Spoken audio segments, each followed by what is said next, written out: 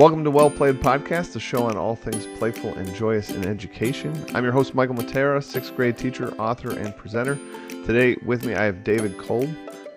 And if you want to introduce yourself before we get started, that would be awesome. Hi, Michael and everybody else. My name is Dave Kolb. I am a seventh grade math teacher in Genoa, Illinois. Second year teacher, first year gamifier, and I'm excited to be here today. That's awesome that you dived into gamification your second year of teaching. How has that been? It's been awesome, actually. So last year, I took the leap the second half of the year over winter break. I decided, I was like, I need to do something different. And so, like Jordan last week, Jordan Billings, I had found Classcraft. So I decided to use that Sure. as like the same way he does as an accounting system. Mm-hmm. And so then that kind of worked last year. Some of it didn't. But then I decided over the summer, okay, I can revamp it. What can I do? So it's essentially just an accounting system this year. And then I took the dive full on this year. And yeah, it's been great. The kids love it. There's been a lot more engagement. So yeah, I couldn't imagine teaching without it at this point. Nice. So I'm going to tell everybody this is not the topic that we're discussing today. Right. However, if David would so grace us, I would love to have an interview of like gamified math. That's a question I often get. Oh, absolutely. That would be a fun future episode for sure. Yeah, let's put that on the docket. All right, so then everybody out there's wondering what are the two of us talking about today. Dave reached out maybe like a couple months ago talking about possibly starting kind of a game club, whether it's like at lunch or recess, possibly moving to an after-school one at some point. And I shot him some games, and a bunch of other people in the XP Lab community shot you some game ideas. And I wrote him maybe last week and said, hey, would you want to do a podcast on sort of this idea, like what about building a game club, a group of kids who just kind of want to nerd out over some games? And you said yes. So here we are. Yes, here we are. All right. So I guess let's hear your sort of idea at its infancy here. So last year, actually, I had a student approach me and he wanted to start his own game club. And I think it was about halfway through the school year. And he was just looking for a teacher that could, be there after school. But at that point, I was already staying after 2 days a week to like tutor some students. So I couldn't find the time then. But I knew there was some interest. So, we come fast forward to this year. And then now, as I got more comfortable second year teaching, I'm like, okay, now I think is the time. So like I said, I reached out to the XP Lab community, and then you were so nice to respond and give me a bunch of great ideas. So I'm thinking this year, as you mentioned, a lunchtime game club. Nice. I'm just going to reach out, maybe a Google form or something, and see who would be interested. Unfortunately, at this point, it would only be seventh grade because our lunches are, all different times. But I'm hoping we would have some nice interest. So at this point, it would be anything and all things, I guess, cards, board games, anything. What's sort of for your situation, what would be the time frame you're like hoping for or shooting for? So if we did it, my goal would be 1 day a week. And right now our Wednesday schedule, we have a longer lunch. So it would be about 30 to 35 minutes at this point. All right. So games that kind of could nicely fit in that 30 to 35 minutes. So just to give everybody else a little background, because I don't often talk about this, but when I started at my current job, we were required to offer some sort of student activity. It could be twice a year, it could be twice a week, but like you had to offer some sort of student activity. And I told the principal I'd like to start a games club. She was like, I don't think anybody would do that. Like games not super popular. And this was 11 years ago, and board games have grown in popularity. So I don't falter. Back then, it really, really wasn't super cool to do. But I was committed. I was like, I think this is gonna be great. So I started an after school club, and ours met right after school for probably about an hour and a half. And we break for like a snack in the middle, you know. But and that's been going on now really for 11 years. So I'm still doing that. Uh, so two different clubs kind of models we can kind of talk about this kind of like recess fit, this kind of lunchtime fit, or kind of the bigger maybe after school club fit. And those would all necessitate different games, different experiences. But there's nothing better, if you ask me, than sitting around on a table like eyeball to eyeball, trying to negotiate, trying to trade, trying to like beat the game, trying to beat each other, whatever. I think that's just it's exhilarating. It's super fun. Have you done some with kids already, or is this still in the theoretical stage? It's still in the theoretical stage at this point. Spring break is coming up here. This is our last week before spring break. It will be. So I'm thinking right after spring break, when we come back, it'll be a good way, to kind of launch into it. I think getting everyone back into school mode and at least bringing some, some fun, kind of find out what they've done over the break, and then introduce, the club that way. All right, so I think like everybody probably some of the instant questions that both of us would get if we had a call-in show here would be um, cost, like how are you going to supply these games? Is it you? Is it your school? Is it a stipend? Is it a pay to play? Like what is the thing? And I think the other question we both want to probably tackle for everyone is what games, right? Because you and I probably have plenty of ideas that like somebody that's just getting started and wants to do this for kids, but they're not naturally a gamer, might want to be like, what are some good games they could pick up? Yeah. So first question about the pay. So going forward this year, just the last quarter of the school year, for sure I would be the one kind of out of pocket at least to start. I Mm-hmm. do have a few. I had mentioned to you before. Come from a family that plays games all the time. My grandma never went anywhere without a deck of cards in her purse. Nice. So I like your there's grandma. I like yeah, her. there's lots of games around. My mom even I think she picked up code names the other day, and I Nice. know that was one I've seen in the XP Lab chats and when I asked the question the other day. So that's one. But yeah, out of pocket this year. If I go to a after school game club, that could be a stipend, I believe. So there would be some room, and then maybe even it could be a small fee, I guess, to join the club Sure. in the future. Yeah. Um, all right. So with with anybody starting, I gotta say I'm impressed, and I don't want to make anybody offended out there, but saying that you're willing to sort of commit your own resources to providing this sort of unique experience for kids, I think that's really admirable. I think a lot of teachers put a lot of money into their classrooms, so definitely we're all accustomed to that.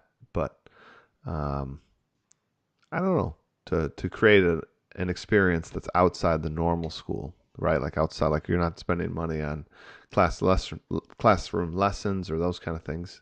Spending it on experience for kids, that's pretty profound to me. I don't know. That's really cool. Yeah. So, Thank you. Yeah. yeah, no, I mean, that's awesome.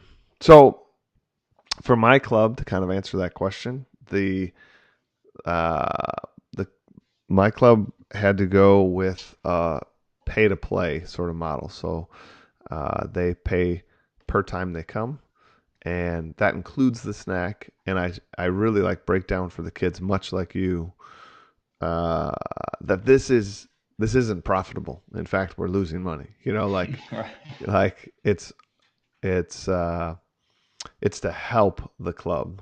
Like so much like you, I am putting in some of my own funds to buy some games. Their funds really pay for the snack, and maybe like 30%, 40% of the games we have in the collection would be like quote unquote like theirs, like they bought them. Yeah. The rest would be mine. But it's nice. It's nice to sort of offset that. And I don't know, kids. I don't know if kids really have that sense of ownership or idea, but I like to think in my head that like they're giving towards something, and I try to like thank them for that, and I try to involve them a little bit in the choices of what we buy. Like, hey, here are 3 or 4 games I'm thinking about ordering next. What do you guys think? We have enough money to buy like 2 of them. Pick 2 of the 3, kind of thing. Yeah, good. That was going to be my next question. How often do you do that? Would you say you purchase new games? All right, so here's my tip. Uh, for you just starting out, definitely go with because I would assume your club's going to be small at the Right. start, right? So go, especially because you're also doing only one grade level. Yes. So it, doing doing more frequent, like just one, right? So because you're only going to buy one copy of something, so like, hey, we got in this new one, maybe every like 2 weeks if you only have, or every 3 weeks maybe. So there's kind of this feel of like newness, and that like you're investing in the club, that it's not this stale thing.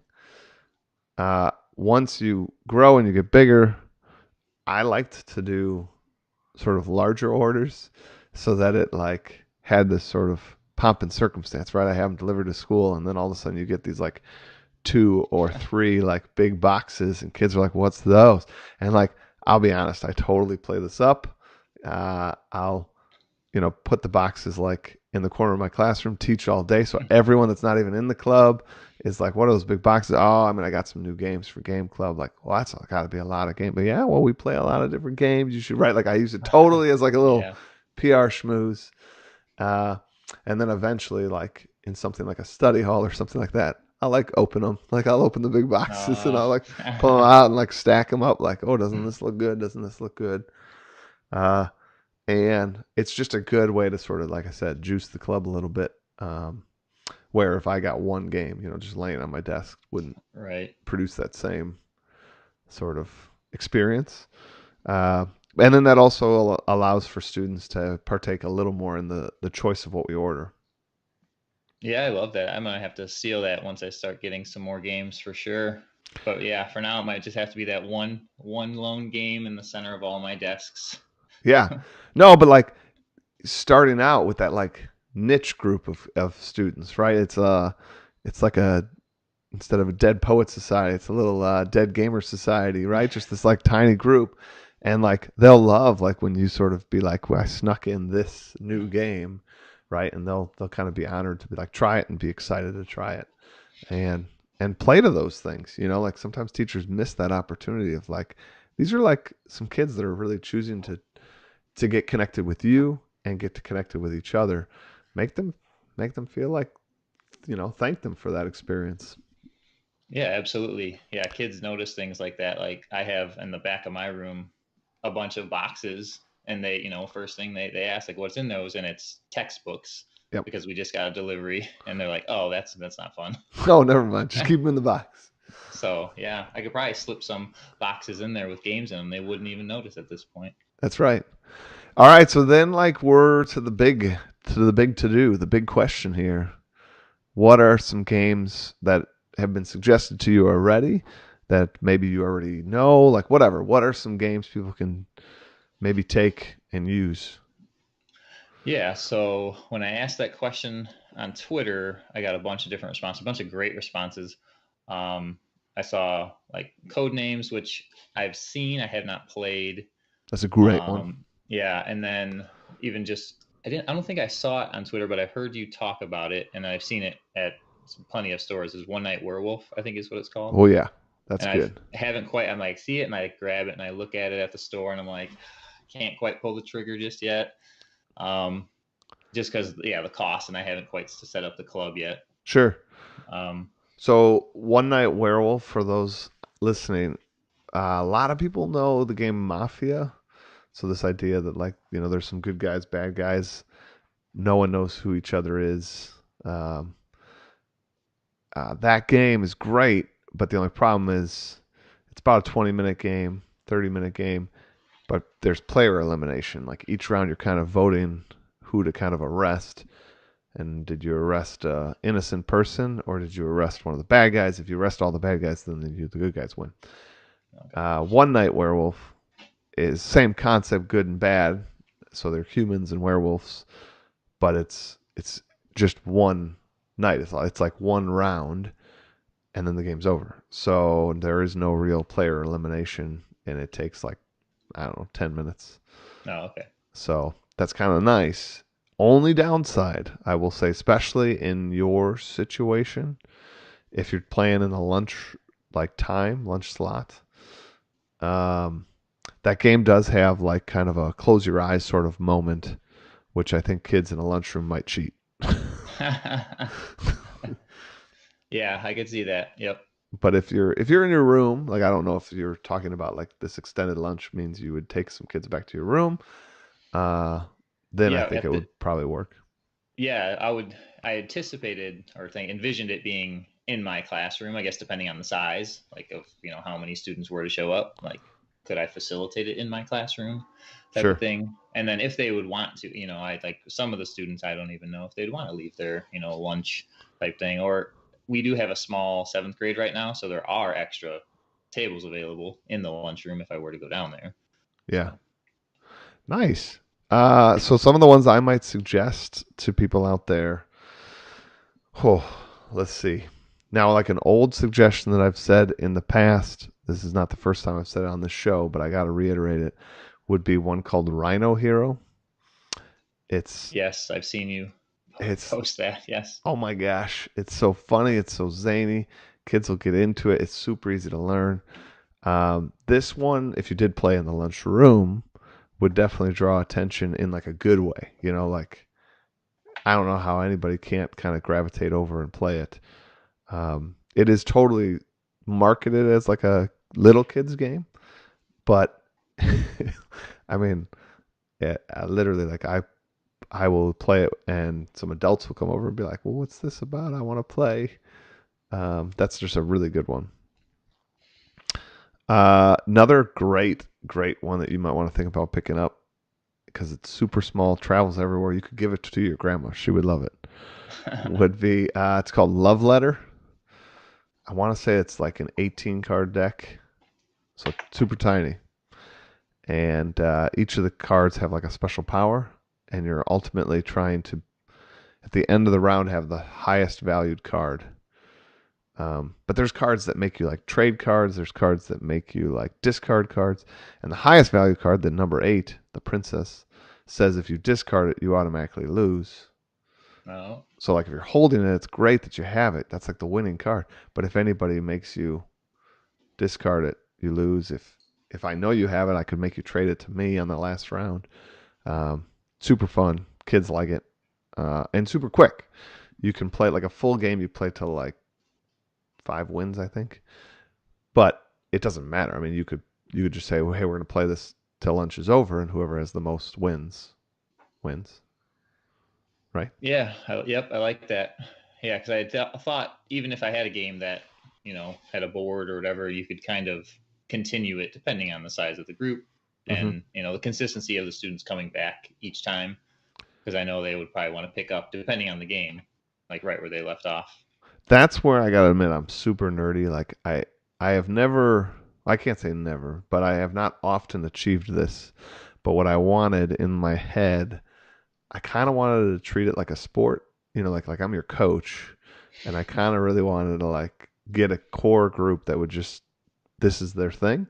They'd come, and for a while I had probably like 4 students that did that, and then they eventually went on outside of middle school, and I don't now I have much more what you just described. Like kids come, but it's like, oh, I can make it this week, I can't make it that week, and so you're kind of always stuck in sort of a, I don't want to say a basic game, but like when I had those 4 or 5 kids that just were dedicated, I mean, I could play any game, you name it. I don't care how hard or big or whatever, because they got it. They got games, and learning a game for all of you teachers out there that are going to buy some of these games and try to learn them.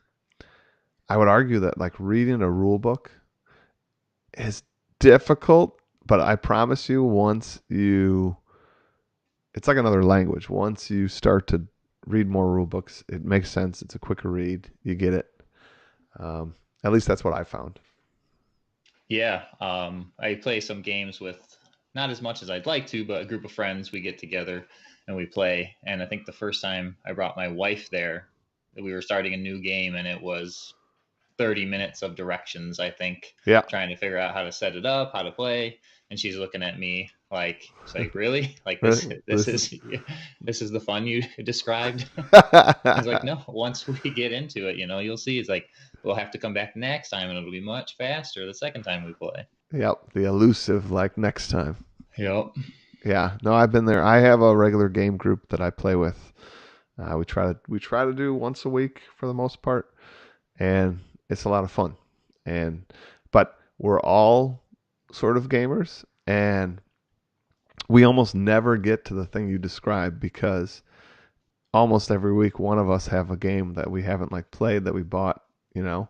And so it's like now we're learning this one, and then like next week we'll learn somebody else's new game.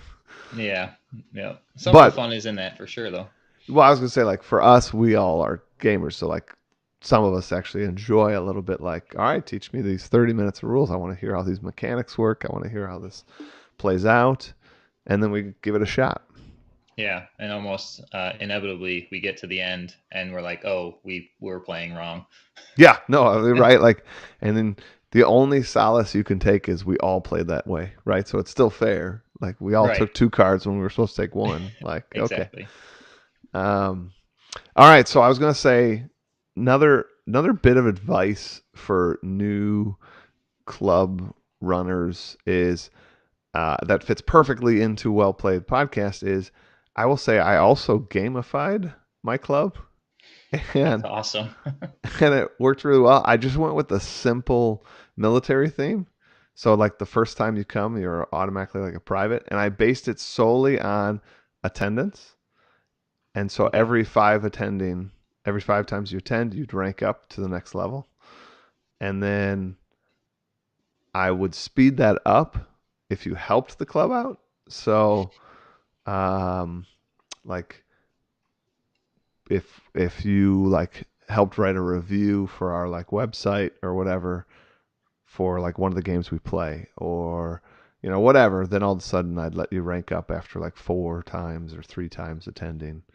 But kids, I mean, kids love that status. Again, I was sort of thinking, kind of trying to make it sport esque. Like I don't have Letterman jackets and all this other stuff, but I at the very least could say that, like, yeah, like you deserve to be a high rank. You've come more. You probably know more. You probably are more comfortable sitting down at a table and just learning a game. Yeah, I love that idea. That's awesome. I'm like thinking of, yeah, ranking them as maybe if they bring out in other students or whatever, they bring a Sure. friend to game club today. Yeah, there's like a bonus or an extra level for them just for that. Yeah. No, I mean like whatever you kind of need, then make that the bonus. Well, I want to also give a few more suggestions out there. I don't know if you have any others that were like, given to you. Um, The only other one you had mentioned it, and I was watching that video you had posted that was two rooms in a boom. Yeah. my students, I mean, like my my students love this game. It is a questionable topic, and that's the only thing. If like we can sort of get over that, but it is a great like game in terms of discussion, negotiation, critical thinking, and it can involve kind of almost unlimited people. I mean, your whole class could play, Yeah. and it pretty much has a hard limit of probably realistically, I'll say 18 minutes. The game itself will be 15 for sure, but with a little like pomp and circumstance at the end where you sort of say like who won and stuff like that, maybe Yeah. 18. That's a really good one. Uh, One that I found that my students really dig was this year, some new ones. Welcome to the Dungeon.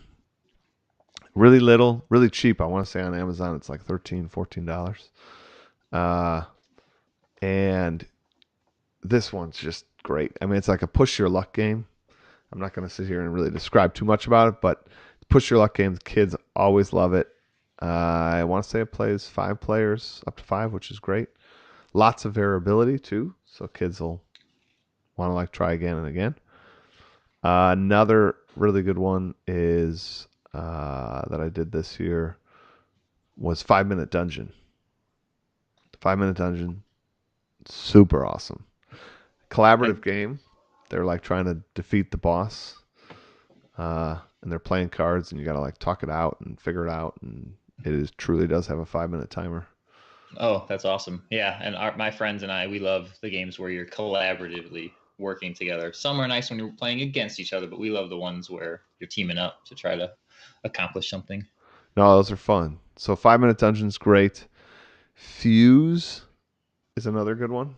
Fuse is another game that I want to say that's in 5 minutes. It's either 5 or 10 on that one. But you're trying to like work together to defuse this bomb in time, and it's chaotic. It's fun. It's memorable. Kids will definitely remember the experience. Uh, Hive. Hive is a really good. That one's 2 player, but that one's more chess like. But I think personally more fun than chess. So I don't know. It's just everybody I've ever taught it to really likes it. So that one's a good one. Exploding Kittens. That one. Oh yeah, that was one that a lot of people had said. That one. That's a big one. Kids like. Oh, there's one called The Mind that my daughter and I play sometimes. Uh, it's more of an experience than a game. You're trying to play your numbers. You get a hand of cards, and you're trying to play them in number order. And the deck is 1 to 100, and there's like 10 or 12 levels. Each level, you get that number of cards. So on level 1, we each have 1 card. Level 2, we each have 2 cards, right? And we're trying to play it sequentially, but the catch is we can't talk. Oh, So okay. so it's this experience where you're just quiet and you're just thinking like I think enough times past if anybody had kind of the 1 through 10 they should have played it. So I'm going to try putting my 12 down here and hope we don't like get it wrong, you know. And then like you play the 12 and then somebody's like, "Oh my gosh, like whew, like I had the 14, you know," and they put the 14 down and it's weird when like it works. You're like, "Holy cow, we just played, 30 cards in sequential order without saying a single thing." That's awesome. Yeah, I do something not with cards, but at the beginning, yeah, when you try to get students, icebreakers, like stand in a certain order or whatever it is without talking. And yeah, middle schoolers or any students especially, they struggle when they can't talk. Yeah, no, So that's it's that's fun to watch. that's fun with my kids. My students really like it. My daughter and I like it. Um, I cannot believe it, but we are already at like our our reflection time. It always flies by when I'm It, listening, and even more so when I'm when I'm talking to you. isn't it crazy? Like it just Yeah. I don't know. Yeah, I don't think people will understand until they're doing it that it's just zoop. But Yep. we're definitely going to have you back on for sure. I would love to do that math episode with you. Yeah, that would be great. All right, so you ready for reflection time? Yes, let's do it. Let's do it. All right. This one's a good one. Life is a game board. Time is your opponent. If you procrastinate, you will lose the game. You must make a move to be victorious. That one's by Napoleon Hill. He's like a 1930s self-help author. Yeah, so it's a lot going on there. It resonates with me for sure as a person who starts late last minute, often as I'm driving into work or listening to Well Played, and you get an idea and you're like, what were we going to do today? It's like, nope, we're going to do something different. We're gonna do something a So, little different.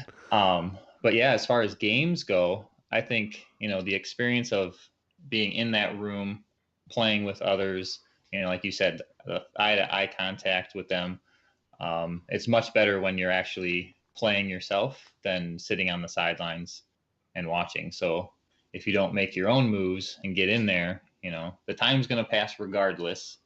So you might as well be in there. You can't win if you don't play. So you might as well get in on the action, have fun.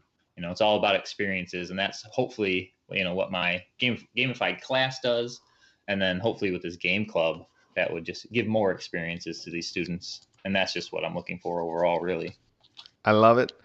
For me, I love the quote because I think about how people in their lives have a hard time with change, right? They want to stay the same.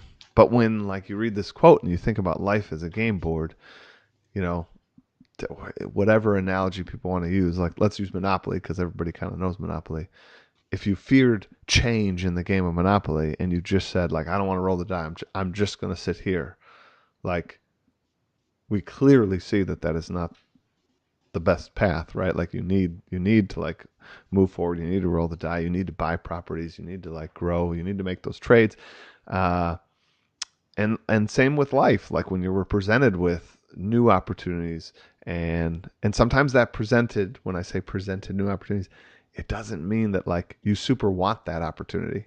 Like yeah, that might be your principal saying we're going to do this new procedure, new policy, and you're kind of like ugh. But you like to be victorious, you have to move forward. So like now think how best you can deal with that new situation, but embrace that new situation. Be the like best you can be in that new situation. Yeah, that's great. Yeah, I'm someone who, so yeah, not struggles with change, but like you said, you kind of get comfortable, but at times then you need to, get out of that comfort zone before you can actually, grow. Yeah. Well, thanks for joining us again. I really appreciate it, Dave. Thank you for having me. This was a blast. Everyone else, thank you so much for listening. I just really every week it's an honor having you guys part of it. Check out Explore Like a Pirate's Twitter chat. That is on Tuesdays at 9 Central Standard Time. Hashtag XPLAP. Also, would love it if you checked out my YouTube channel, gave that a subscribe, watched some videos, thumbs up, that kind of stuff. Always helps the channel. Appreciate it. Everybody, enjoy your week and play on.